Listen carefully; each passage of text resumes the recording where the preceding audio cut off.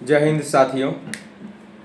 आज मेरा दूसरा दिन है कि कल जो मैंने संकल्प लिया था कि मैं बोलूँगा, मुझे कुछ नहीं पता कि मैं क्या बोलूँगा, बट मैं बोलना शुरू कर दिया हूँ। मैं बोलूँगा। अपना जो हेजिटेशन है, अपना जो फ्लुएंसी है, हेजिटेशन को दूर करूँगा, फ्लुएंसी को इम्प्रूव करूँगा। आज है मेरा डे 2 सीरीज़ में मैं जुड़ा हुआ हूँ और मैं डेली एक वीडियो अपलोड करूँगा और धीरे धीरे धीरे अपनी इम्प्रूवमेंट लाऊंगा अपने बोलने की स्किल्स में। और एक दिन पूर्णतः मुझे विश्वास है कि मैं एक बहुत ही अच्छा स्पीकर बनूंगा, बहुत ही अच्छा वक्ता बोलूँगा और बोल बोल के लोगों को अपनी ओर आकर्षित करूँगा। लोग रुक जाएंगे, अपने ज़रूरी काम को छोड़ देंगे, लेकिन मेरा भाषण ज़रूर सुनेंगे। तो अभी तक मैंने यह निर्णय नहीं ले पाया हूँ, मैंने यह निर्णय नहीं लिया है, मैं यह निर्णय नहीं ले पाया हूँ कि आज मैं बात किस शीर्ष पर करूँगा। क्योंकि मेरे सामने दो पहेलियाँ हैं, दो कहानियाँ हैं, दो स्थिति है कि मैंने आज डॉक्टर भीमराव अंबेडकर जी के जीवनी के बारे में भी पढ़ा है और इसके उपरांत मेरा दूसरा टॉपिक है कि नौजवानों की राजनीति में भागीदारी, और तीसरा टॉपिक है कि झारखंड में मजदूरों की समस्या। इस पर मेरे एक मित्र ने राज्यपाल, महामहिम राज्यपाल महोदय को एक पत्र भी लिखा और उनसे मिल के भी आए। तो मैं क्या बोलूँ, मैं डिसाइड नहीं कर पा रहा हूँ। चलो मैं आज ये मज़दूर वाला बोलता हूँ। तो बात मैं कर रहा हूँ झारखंड राज्य की। लगभग 4 करोड़ आबादी है इस राज्य में और मैंने कुछ दिन पहले पढ़ा था, अभी चूँकि मैं भूल चुका हूँ कि 40 लाख मज़दूर पलायन करते हैं। 4 करोड़ में 40 लाख रोज लोग पलायन करते हैं। मुझे एग्जैक्ट डाटा नहीं पता, मैं कंफर्म नहीं कि मैं सही या मैं गलत हूँ, बट इतना ही कुछ था, मैं देख के बता दूँगा। इतने लोग पलायन करते हैं। समस्या डाटा नहीं, समस्या क्या वो मैं बता रहा हूँ कि इतने लोग पलायन करते हैं। वे लोग जैसे उनकी उम्र 15-16 साल होती है, वो शिक्षा को छोड़कर, अपने घर परिवार के लोगों को छोड़कर, अपने मातृभूमि को छोड़कर प्रदेश लौट जाते हैं और वहाँ जाकर मजदूरी करते हैं। और बहुत ही बड़ा अंतर नहीं होता है वहाँ के मजदूरी और यहाँ के मजदूरी में, क्योंकि अभी की शिक्षा व्यवस्था क्या है, नहीं है, किसी से कुछ छिपा नहीं है कि लड़का ग्रेजुएट हो जा रहा है और वह अच्छे से पत्र नहीं लिख पा रहा है, ना अखबार को पढ़ पा रहा है, ना राजनीतिक ज्ञान है, ना और भी किसी चीज़ का ज्ञान है, ना कोई कौशल है जिसको स्किल भी कहते हैं। तो शिक्षा व्यवस्था में वो दम नहीं है। और मैं यह भली बात ही जानता हूँ कि सरकार यह चाहती ही नहीं है कि जो है वह बच्चे हैं जो झारखंड वासी है वो पढ़े। यदि वह पढ़ जाएंगे तो वह सवाल को पैदा करेंगे और सवाल के घेरे में इस प्रकार सरकार घिर जाएगी कि वह बाहर नहीं निकल पाएगी, तख्ता पलट हो जाएगा। इसलिए वह चाहती है नहीं है कि बच्चे पढ़ें। अच्छा, बच्चे पढ़ नहीं, लेकिन उनको कोई स्किल भी तो नहीं सिखाया जा रहा, इसलिए वो मजबूरन 15-20 हज़ार के करीबन कमाने के लिए वह अपने मातृभूमि को छोड़ते, अपने घर परिवार को छोड़ते और दूसरे राज्य में जाकर पलायन करके वहाँ पे मजदूरी करते हैं। क्यों झारखंड में वो मजदूरी नहीं कर सकते? क्या झारखंड का पोटेंशियल, क्या झारखंड की इच्छा शक्ति इतनी नहीं है कि वह अपने राज्यवासियों का पेट को पाल सके? किस चीज़ की कमी है झारखंड में? बिहार के लोग पलायन करते हैं, समझ में आती है, वहाँ खनिज संपदा नहीं है, खेती बाड़ी होती है और ना ही वहाँ बड़ी बड़ी फैक्ट्रियाँ हैं, ना ही उस तरह से कुछ है। बट झारखंड में इतना शक्ति है। मैं आपको बताता हूँ, बिटुमिनस कोयला का एक प्रकार होता है, बहुत ही ज़्यादा है झारखंड में।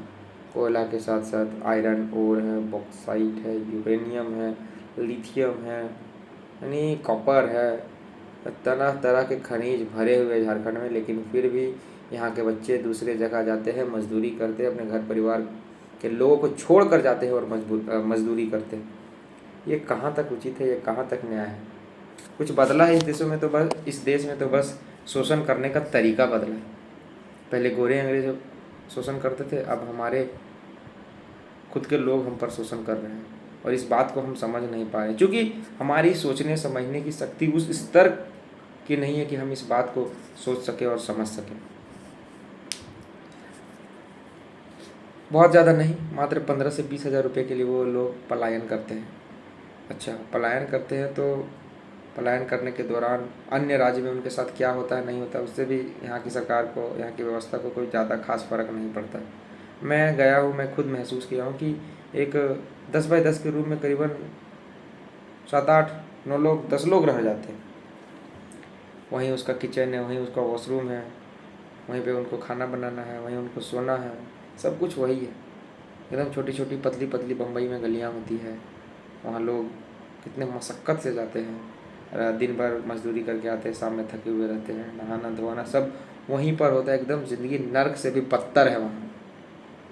वहाँ मजदूरी करने जाते हैं, क्यों? क्योंकि अच्छे से उनका परिवार चल सके।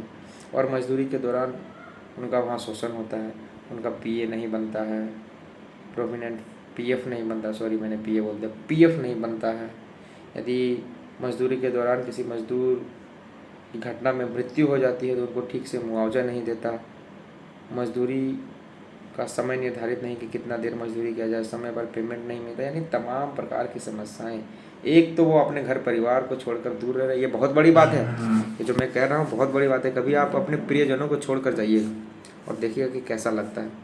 मैं अपना व्यक्तिगत एक स्थिति बताता हूँ कि मैं घर में रहता हूँ तो अक्सर मुझे भूख ही नहीं लगता है, बट महसूस नहीं होता कि मुझे भूखा हुआ हूँ।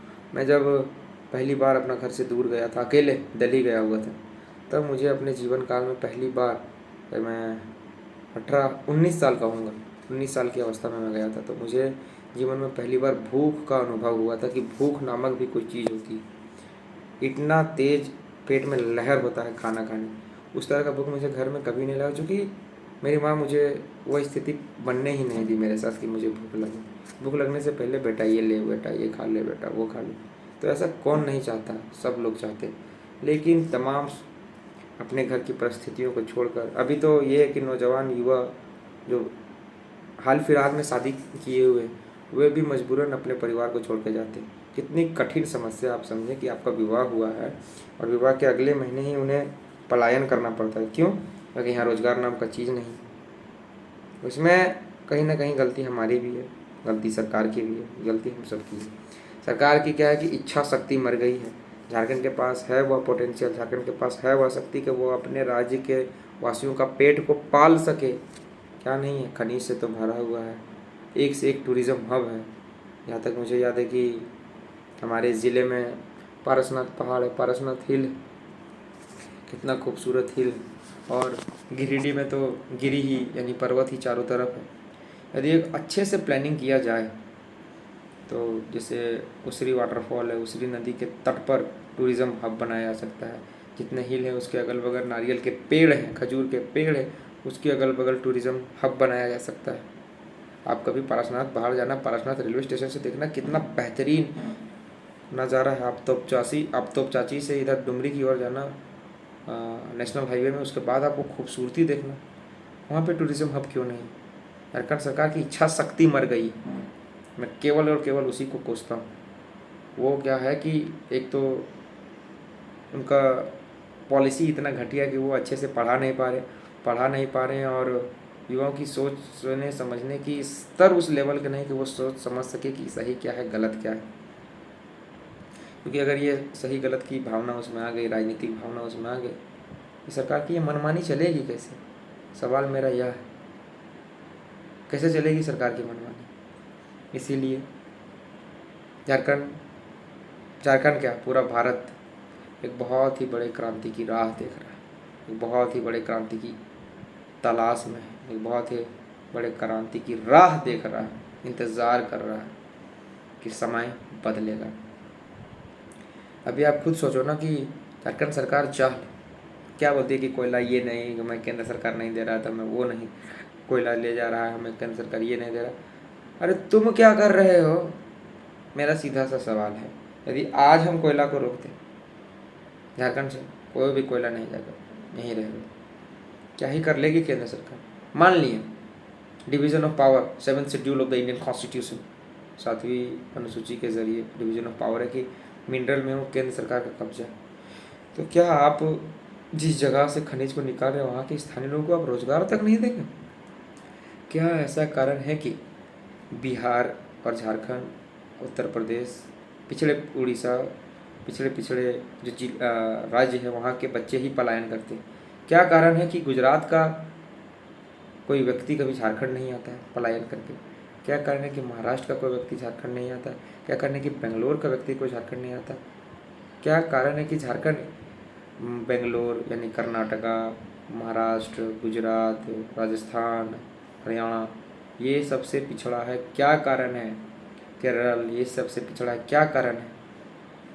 और इसमें हमारी सरकार कर क्या रही है?